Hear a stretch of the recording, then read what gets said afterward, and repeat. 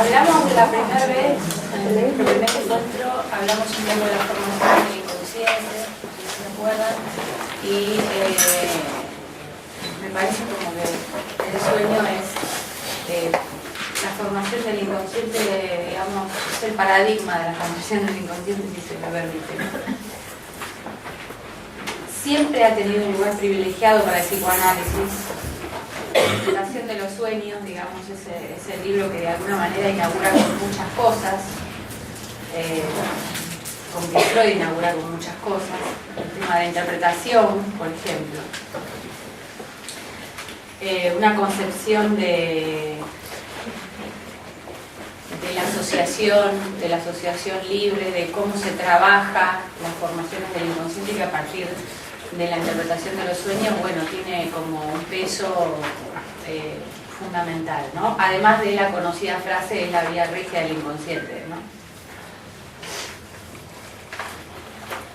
Es parte importantísima del análisis, el análisis de los sueños, y desde, como les decía, ya desde Freud, los sueños han estado íntimamente ligados con el deseo.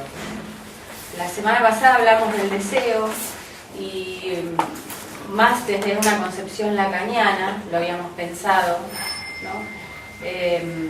Bueno, me gustaría que hoy retomemos un poco la cuestión y pensemos en esto tan trillado, si se quiere, dentro del discurso analítico de el sueño es una realización de deseos, ¿no? Y la interpretación del sueño para Freud justamente es la interpretación de un deseo.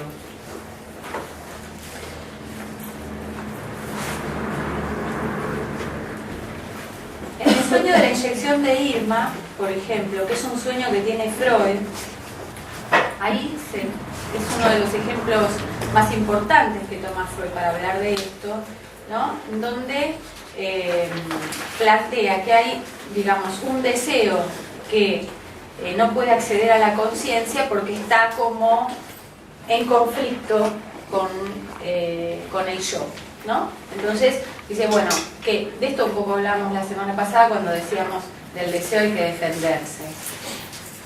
Pareciera que hay que defenderse en contra de lo que uno podría pensar en relación al deseo, ¿no? Es decir, hay una concepción del deseo psicoanalítica que no coincide con lo que uno podría pensar, el anhelo, lo que le gustaría, lo que tiene ganas. Habíamos hablado de esto la vez pasada. Lo que plantea Freud acá en el sueño de la inyección de Irma es que hay un deseo que está reprimido y que aparece digamos, en el texto del sueño a condición de ser disfrazado, ¿no? Entonces dice que, por ejemplo, en este sueño en particular, el deseo sería sacarse de encima cierta culpa que siente Freud porque no está muy contento con cómo ha ido este tratamiento con Irma, se siente culpable porque piensa que hay cosas que hizo mal y siente, digamos, ciertamente algo del orden del fracaso, y entonces el análisis del sueño lo lleva a pensar que, bueno, quisiera echarle la culpa a otro, que justamente es Otto, su amigo, ¿no? Entonces, a partir de esto, yo pensaba, bueno, que podríamos empezar a interrogar un poco esta cuestión, ¿no? Que si decimos que el sueño es una realización de deseos, por lo menos nos podríamos empezar a preguntar si el deseo se realiza. ¿Y qué quiere decir que se realice? ¿Es lo mismo decir que el deseo se realiza que el deseo se cumple? ¿No? Recuerdan que la vez pasada hablábamos del genio, ¿no? De los tres que cumplen los deseos, ¿no? Y si uno podría pensar, bueno, Freud también podría haber dicho es un cumplimiento, lo dijo en algún momento, el cumplimiento del deseo, ¿no? Pero digamos como tengo este deseo y se me cumple. ¿Es eso exactamente lo que quiere decir una realización de deseo? ¿Cómo lo pensamos hoy? ¿No? Porque la verdad es que como lo pensaba Freud pareciera que sí, da la impresión de que, bueno, alguien tiene un deseo que está reprimido y por vía del sueño se le convierte en realidad, digamos. Esto pareciera que se entiende en lo que dice Freud. Lo que pasa es que con la aparición de Lacan, bueno, algunas cosas cambian en relación a la concepción de lo que es el deseo, ¿no? Y bueno, ahí las cosas ya no están tan claras. Habría que ver entonces, porque Lacan sigue sosteniendo que es una realización de deseo, no es que dice que no. Lo que pasa es que no sabemos si lo que dice Lacan es lo mismo que lo que había dicho Freud, ¿no? Bueno, dejemos esto por ahora y después lo vamos a retomar un poco. Me gustaría señalar algo que me parece de mucha importancia y que es que como analistas lo que nos interesa es el sueño relatado. Es decir, suponiendo que el avance tecnológico permitiera inventar la máquina de los sueños, ¿no? Y uno se pone una máquina y aparece el sueño, digamos, puro, por decir así, el material puro, a nosotros no nos serviría de nada eso. No nos serviría llegar al material puro del sueño, de ninguna manera, porque a nosotros los analistas lo que nos interesa es el relato del sueño. No hay posibilidad de análisis del sueño si no está relatado. Y cuando se relata un sueño, al sueño le pasan cosas, y obviamente también al que lo relata, ¿no? Les quería leer una cita del seminario 5, que es el de las formaciones del inconsciente, que dice así: si las cosas del hombre, de las que nos ocupamos en principio, están marcadas de su relación al significante, no se puede usar el significante para hablar de esas cosas como para hablar de los problemas que el significante plantea. Curiosos impases en el lenguaje, pues en el momento en que hablamos de las cosas se nos transforman en estrictamente incomprensibles. Es decir, hay algunas cosas que se podrían meter en el título de los problemas que el significante plantea. De eso estuvimos hablando en estos encuentros anteriores, ¿no? Es decir, para decirlo rápidamente, hablando la gente no se entiende, a pesar de lo que se supone. Entonces, ese problema de por qué la gente no se entiende es un problema de significante. ¿Cómo lo abordo? De cualquier manera que lo aborde, tengo que recurrir al significante. Entonces, ¿qué hago con ese punto, no? Cualquier modo que yo tuviera para abordar eso tendría que ver con la lógica significante, con lo cual volvería a caer en el mismo problema. Este es uno de los problemas fundamentales de este asunto, del asunto del análisis, digamos. Pero en el sueño esto se ve muy bien. Veamos cómo juega esto en el sueño. Todos hemos tenido la sensación, me parece, de que cuando relatamos el sueño,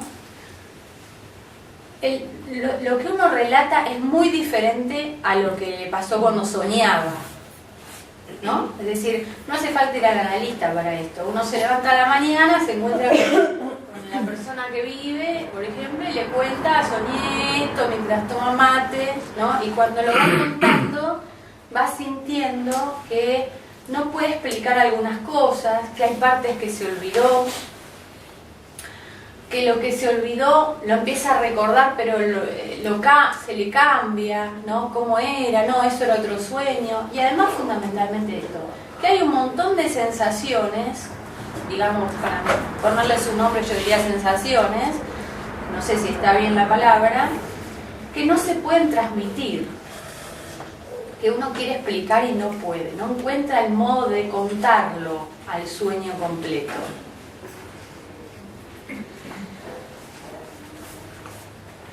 Eso es muy interesante porque eso tiene que ver con una imposibilidad. Es decir, hay algo de ese sueño que yo no puedo poner en palabras. Y además también pasa, por ejemplo, que está el olvido, ¿no? Hay un montón de intentos, generalmente a veces por recordar sueños o por, algunos lo anotan. Freud mismo se despertaba y tenía una libretita, qué sé yo. Por supuesto que ninguna libretita podría dar cuenta de ningún sueño en su totalidad, pero el olvido del sueño es muy interesante porque, por ejemplo, se empieza a relatar el sueño y cuando uno va relatando dice: y me olvidé. Y si me olvidé, ¿cómo sé que lo soñé? ¿Cómo sé que lo olvidé? Porque si lo hubiera olvidado, no tendría ningún registro. Esto pone en cuestión inclusive lo que es el olvido, ¿no? ¿Se puede olvidar?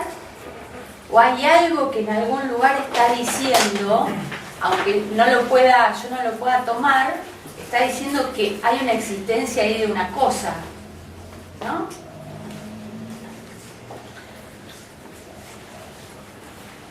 Entonces, tenemos que por un lado está el sueño y por el otro lado está el relato del sueño, que ya estamos viendo que son distintas cosas. Y eso ya me empieza a dar la pauta de que hay algo que existe por fuera de lo que digo. O sea, no todo lo que digo, no todo lo puedo decir.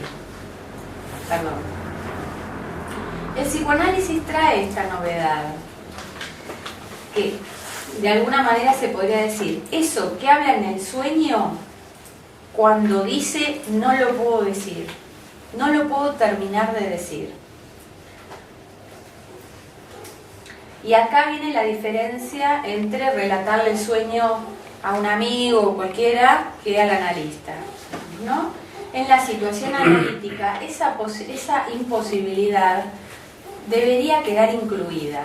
Es decir, al analista le interesa esa imposibilidad. Eso es parte del trabajo analítico y parte, digamos, del material del sueño. Por eso el analista tiene que invitar a la asociación libre, porque si el sueño se pudiera decir todo, no haría falta asociar. Uno cuenta el sueño y ya está, ¿no? Tiene que asociar porque lo que está diciendo no alcanza. Entonces, a ver, asocie. Y a la vez, esa asociación también muestra que es imposible terminar de decirlo. Por eso uno sigue, ¿no? Ahora veremos hasta cuándo. Entonces, hay un doble juego en relación a eso que tiene que ver con que haya este imposible me hace hablar, pero a la vez, aunque siga hablando, no podría decirlo. Y entonces esa imposibilidad que se presenta en ese relato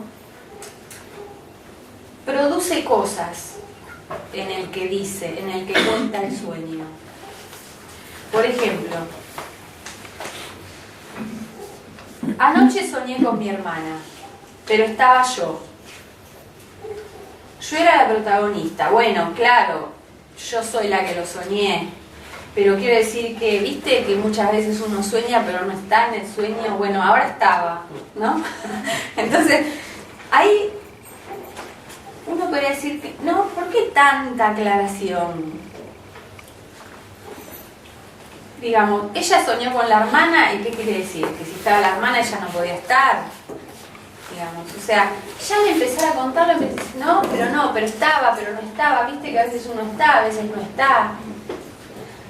Lo que quiero decir es, cuando uno empieza a contar, empieza a sentir esa dificultad para ubicarse, por ejemplo, en el sueño, y la posición en la transferencia que ocupa el analista causa que eso se ponga a jugar, que no es lo mismo que si uno está en un café contando, che, ¿sabés que soñé esto? ¿No?